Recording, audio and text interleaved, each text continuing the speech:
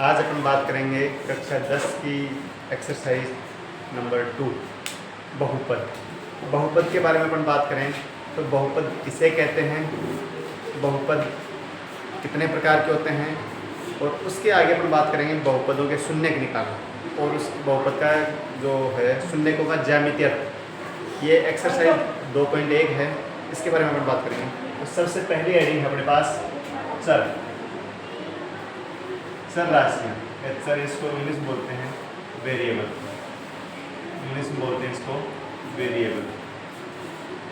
वे राशियाँ जिनका मान समय और स्थिति के अनुसार बदलता रहता है क्या कहलाती हैं? चर राशियाँ कहलाती। चर राशियों को स्मॉल लेटर से x, y, z, l, m, n आदि से चर राशियों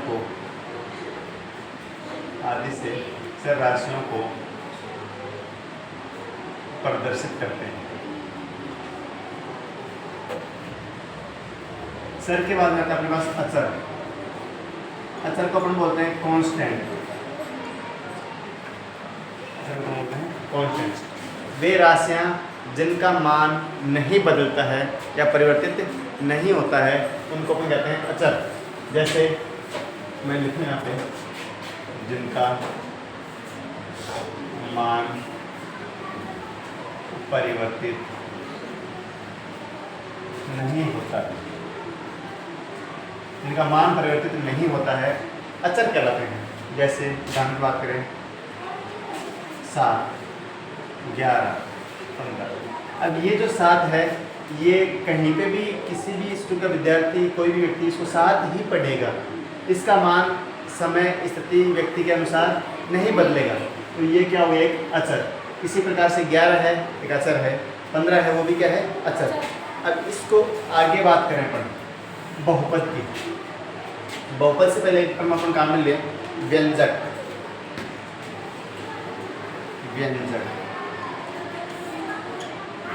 व्यंजक किसे कहते हैं? तो जो चर और अचर राशियां हैं उनका जो सम्मिलित रूप है उसको अपन कहते हैं व्यंजक। चर और अचर का सम्मिलित रूप व्यंजक कहलाता है। ठीक है, तो अपन लिखें चर व अचर का सम्मिलित रूप व्यंजक कहलाता है।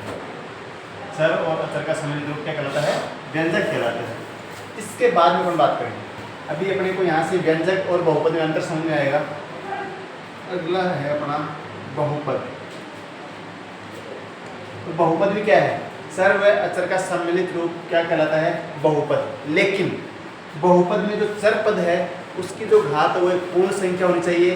घात कभी भी ऋणात्मक नहीं होनी चाहिए और कभी भी भिन्न के रूप में घात नहीं होनी चाहिए। तो अपन लिखें चर व अचर का सम्मिलित रूप बहुपद कहलाता है। बहुपद कहलाता है यदि चर पद की घात पूर्ण संख्या हो तथा चर पद की घात ऋणात्मक और भिन्न नहीं होनी चाहिए।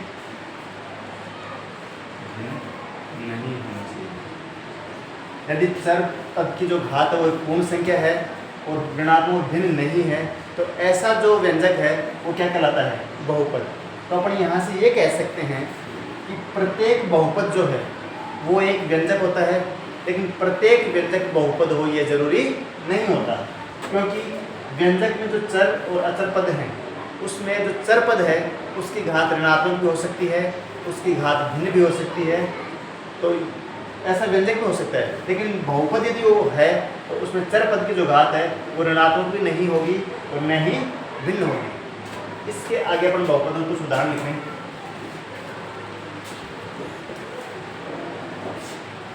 बहुपदों के अपन उदाहरण की बात करें। एग्जाम्पल 3x + 7, एक बार 4 एग्जाम्पल लिख देता हूँ। 3x + 6, 5y + 11। ये अपन ने बहुपदों के कुछ उदाहरण लिखे हैं, कुछ व्यंजक लिखे हैं। अब इनमें से इन व्यंजकों में से कौन सा बहुपद है और कौन सा बहुपद नहीं है, ये अपने चेक करना है। पहला जो एग्जाम्पल है 3x + 7, ये एक व्यंजक, ये जो है एक बहुपद है, क्योंकि इसमें देखो जो चरपद है उसकी घात क्या है 1, और 1 जो है पूर्ण संख्या है, अतः यह क्या है बहुपद है, बहुपद है। अगले की बात करें दूसरे की, तो 3√x + 6, यह एक बहुपद नहीं है, बहुपद नहीं है। क्यों नहीं है बहुपद? क्योंकि यहाँ पे जो चरपद है उसके घात अंडर को क्या लिखते हैं अपन, √x का मतलब है x की घात 1/2। तो यहाँ पे जो चरपद की घात है वो भिन्न के रूप में आ रही है, इसलिए ये बहुपद नहीं है। तीसरा जो एग्जाम्पल है यह एक बहुपद है। क्यों? क्योंकि यहाँ पे जो चरपद है इसकी घात क्या है 1 है, तो चरपद की घात पूर्ण संख्या है और अचरपद जो है वो अपने पास अलग अलग है, तो ये क्या है बहुपद है। इस प्रकार से अपन बहुपद है या नहीं की पहचान कर सकते हैं। अब बहुपदों के प्रकार की अपन बात करें, तो बहुपदों के प्रकार, तो बहुपद अपने टेबल के फॉर्म में लिखेंगे। अपन लिखें पदों की संख्या के आधार पर, पदों की संख्या के आधार पर, पदों की संख्या के आधार पर, पदों की संख्या के आधार पर जो बहुपद होते हैं वो अपने पास पहला है एक पदी या एक पद, दूसरा है एक पदी को बोलते हैं मोनोमियल, मोनोमियल, दूसरा है द्विपद, द्विपद बहुपद, इसको बोलते हैं एक पद बहुपद, इसको बोलते हैं बाइनोमियल, और तीसरा है त्रिपद बहुपद, त्रिपद बहुपद, त्रिपद बहुपद। इधर अपन बात करें तो घात के आधार पर,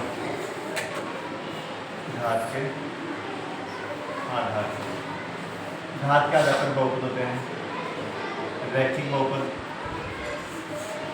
रैखिक बहुपद, दूसरा द्विघात बहुपद, तीसरा है त्रिघात बहुपद, त्रिघात। अब अपन इधर बात करें पदों के आधार पर, तो एक पद बहुपद किसे कहेंगे? ऐसा बहुपद जिसमें केवल और केवल एक ही पद हो, क्या कहलाता है? एक पद बहुपद। अपन लिखें केवल एक पद हो, केवल एक पद हो, उससे अपन एक पद बहुपद कहेंगे। एग्जाम्पल की बात करें जैसे 7x 5y, ये एक ही पद है, इसको अपन कहेंगे एक पदी बहुपद। द्विपद बहुपद का मतलब जिसमें दो पद हो, जिसमें दो पद हो, ऐसा बहुपद जिसमें क्या कितने पद हो? दो पद हो।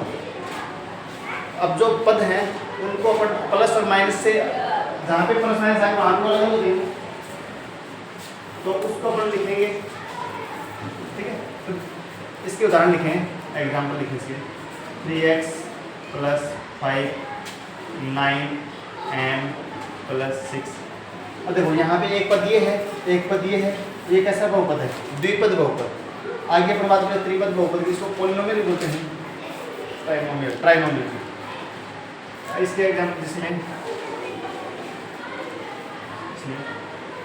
तीन पद हों, ऐसा बहुपद जिसमें तीन पद हों, तो इसके एग्जाम्पल की बात करें 3x² + 5y + 6। इस प्रकार देखो इसमें कितने पद हैं? तीन पद हैं, तो एक त्रिपद बहुपद है।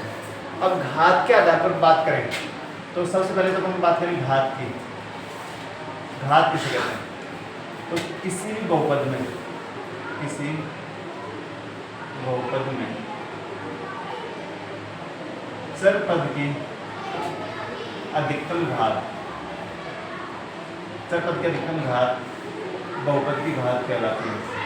बहुपद की घात, किसी बहुपद में चर पद की अधिकतम घात बहुपद की घात कहलाती है। किसी बहुपद में चर पद की अधिकतम घात बहुपद की घात कहलाती है।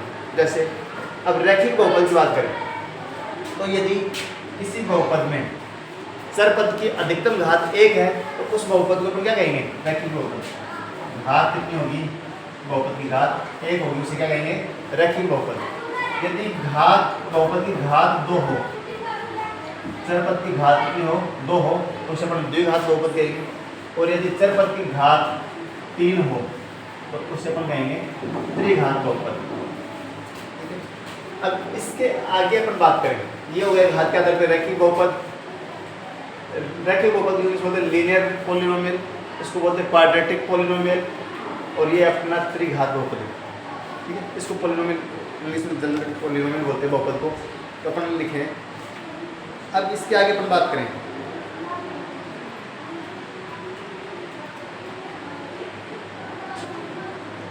तो इसके आगे आता है शून्यक। शून्यकों की अपन बात करें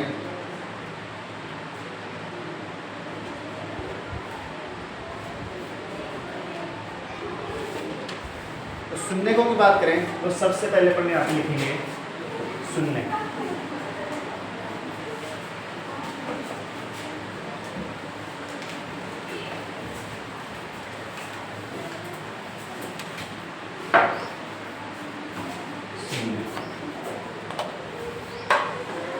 शून्य के इंग्लिश में होते हैं जीरोज।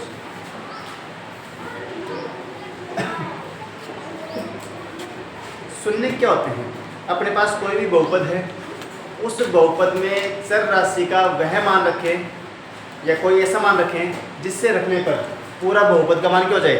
शून्य हो जाए, उसे अपन क्या कहेंगे? शून्य कहेंगे। तो अपन इसको लिखें, चर का वह मान, इसको अपन ऐसे लिखेंगे किसी बहुपद के लिए,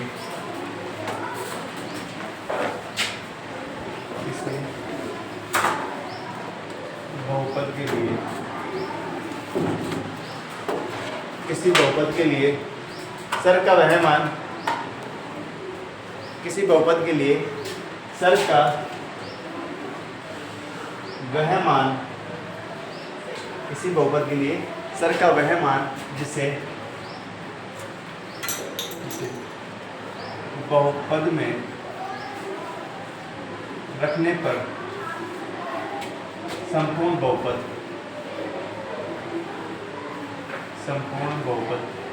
शून्य हो जाता है, शून्य जीरो हो जाता है। संपूर्ण बहुपद शून्य जीरो हो जाता है, बहुपद के शून्य कहलाते हैं। बहुपद के शून्य कहलाते हैं।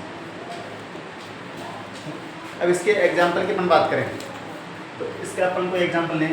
माना अपने पास एक बहुपद है 2x + 5 के शून्य ज्ञात करो। ये अपने पास कोई एग्जाम्पल है, ये क्वेश्चन मान लो 2x + 5 की क्या ज्ञात करो? शून्य ज्ञात करो। तो शून्य ज्ञात करने के लिए अपन इसको लिखें, ये कोई बहुपद है px। px का मतलब है x में बहुपद, और इधर अपने को 2x + 5। इसके अपने को शून्य ज्ञात करने हैं। तो शून्य ज्ञात करने के लिए इस पूरे बहुपद को अपन 0 के बराबर रखते हैं। अपने यहाँ पर रखें 2x + 5 = 0। तो यहाँ से अपन x का मान निकालें तो 2x बराबर आ गया आपके पास -5, यहाँ से x का मान आ गया -5/2। ये जो मान आया x बराबर -5/2, ये x बराबर -5/2 इस बहुपद का क्या है? शून्यक है। अब शून्यक है, इसका मतलब x का मान -5/2 अपन रखेंगे तो पूरे के पूरे बहुपद का मान क्या हो जाएगा? 0 हो जाएगा। तो अपन यहाँ पे चेक भी कर सकते हैं। यहाँ पे अपन रखिए p -5/2, ये हो जाएगा 2 × -5/2 + 5, कैंसिल आउट हो गया। p(o) -π/2 -5 + 5, ये p बराबर -5/2 कितना आ गया? 0। तो इस प्रकार हम शून्य ज्ञात कर सकते हैं। कोई भी बहुपद दे उसके शून्य ज्ञात करने के लिए अपन पहले उस बहुपद को शून्य के बराबर रखते हैं और वहाँ से उसका सरराशि का मान निकाल सकते हैं। अब अपन बात करें रैखिक बहुपद के सामान्य रूप की। रैखिक बहुपद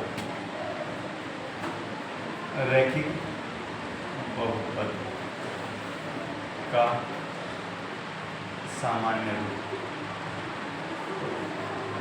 ax प्लस b, इसको मैं लिखूँ 10। इसका जो सामान्य रूप है उसको अपन लिखते हैं ax प्लस b से। ax प्लस b से। तो ये रैखिक बहुपद का एक सामान्य रूप है। रैखिक बहुपद क्यों है? क्योंकि इसमें चर पद की जो अधिकतम घात कितनी है? 1 है। अब यहाँ से अपन इसके शून्य निकालें, तो इसके शून्य निकालें तो इस पूरे समीकरण को अपन किसके बराबर रखेंगे? 0 के बराबर। अपने यहाँ से रखें रैखिक बहुपद शून्य, तो यहाँ से अपन लिखें ax प्लस b बराबर 0। तो x बराबर ये ax बराबर आ गया माइनस का b, x बराबर आ गया माइनस का b बटा a। ये इसका शून्य का आ गया। या इसको अपन ऐसा भी लिख सकते हैं, यदि अपने पास रैखिक बहुपद है ax प्लस b, इसका एक शून्य है k। रैखिक बहुपद ax प्लस b का एक शून्य k है। एक शून्य क्या है? k है। तो k का जब इस रैखिक बहुपद x प्लस b का एक शून्य क्या है? k है। तो जैसे अपन इस पूरे बहुपद में k रखेंगे x की जगह पे, तो अपने पास क्या आएगा? अपन लिखें p ऑफ k बराबर आ गया a k प्लस b, और शून्य का तो अपने पास आ गया a k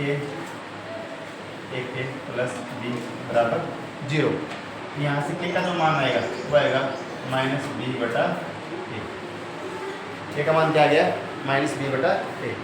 अतः अपन ये लिखेंगे कि जो रैखिक बहुपद है, इसका जो शून्य का आया रैखिक बहुपद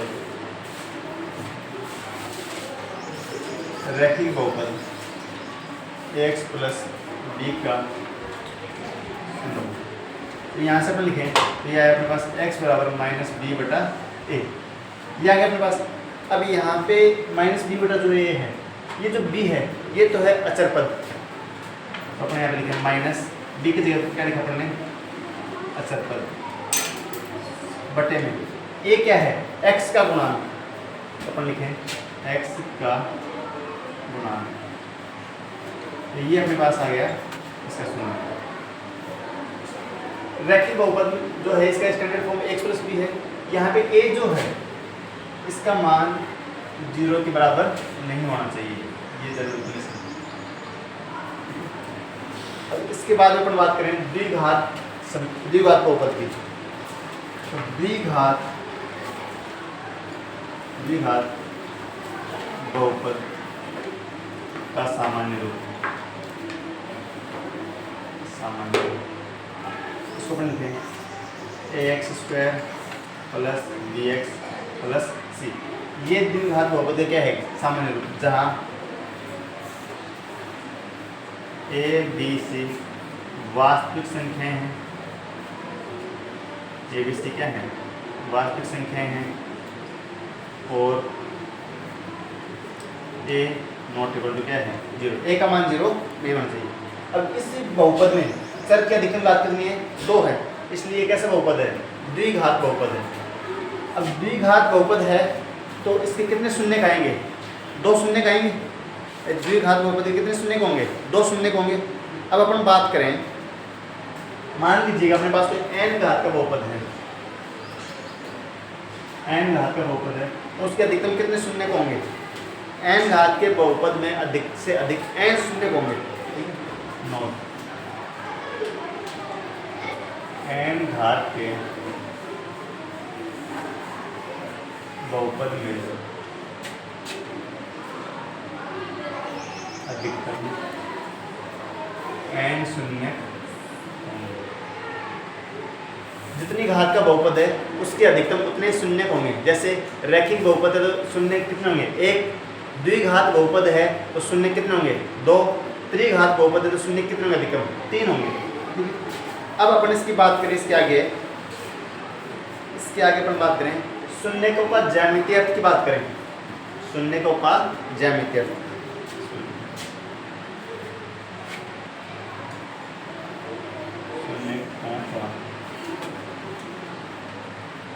ज्यामितीय अर्थ।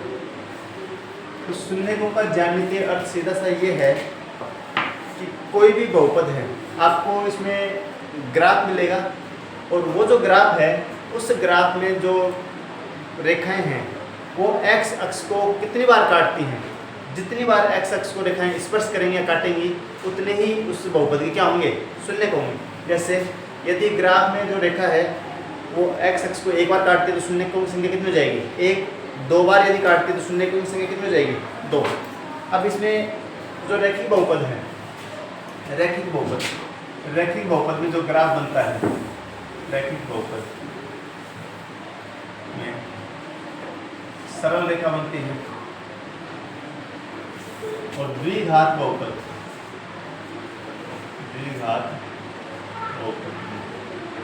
जो ग्राफ है ये बनता है परवलयाकार। और परवलयाकार जो ग्राफ बनेगा ये ऐसे ही बन सकता है और ये ऐसे बन सकता है। ये कंडीशन डिपेंड करेगी ए का मान ग्रेटर देन 0 है या ए का मान लेस देन 0 है। तो शून्यांकों का ज्यामितीय अर्थ सीधा से इतना सही है कि ग्राफ में x अक्ष को रेखा कितनी बार काट रही है, जो बहुपद है उसका जो ग्राफ बना हुआ है उसमें x अक्ष को जितनी बार रेखा काट रही है या स्पर्श कर रही है उसके उतने ही शून्यक होंगे। जैसे एक एग्जाम्पल की अपन बात करें, मैं बनाता हूँ। एक्सरसाइज 2.1 एक सवाल है।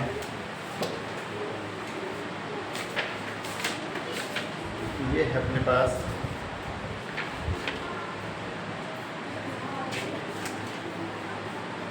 ये y अक्ष है, ये x अक्ष है और ग्राफ अपने पास ये मूल बिंदु हो गया जहाँ पे दोनों अक्ष एक दूसरे को काटती हैं, उसको अपन बोलते हैं मूल बिंदु, ये x ये y। तो यहाँ पे अपने पास एक ग्राफ बना हुआ है, ऐसा कोई ग्राफ है। तो ये जो रेखा है इसके शून्यकों की संख्या देखें अपन, तो y बराबर px जो x में एक बहुपद है का ग्राफ है। इस ग्राफ के लिए ये जो लाइन है ये x अक्ष को कितनी बार काट रही है, देखो एक बार तो यहाँ पे काट रही थी, एक बार यहाँ पे काट रही है और एक बार यहाँ पे। तो ग्राफ में जो रेखा है वो x अक्ष को कितनी बार काट रही है, 3 बार। तो इसके शून्यकों की संख्या कितनी हो गई, शून्यकों की संख्या हो गई 3। यदि ग्राफ में रेखा एक बार काटे, मान लीजिएगा अपने पास अगला ग्राफ ये है, इसको बनाते हैं।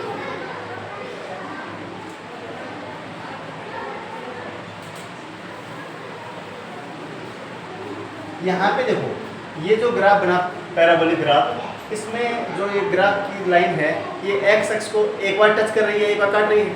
तो इसमें शून्यकों की संख्या कितनी हो जाएगी, यहाँ पे काट रही है, इसमें हो जाएगी शून्यकों की संख्या, इसमें हो जाएगी 1। तो इस प्रकार से अपने को एक्सरसाइज 2.1 करनी है। किसी भी क्वेश्चन में आपको डाउट हो तो क्वेश्चन का नंबर कमेंट में लिख देना, मैं उसका सॉल्यूशन अगले वीडियो में करवा दूँगा। Thank you.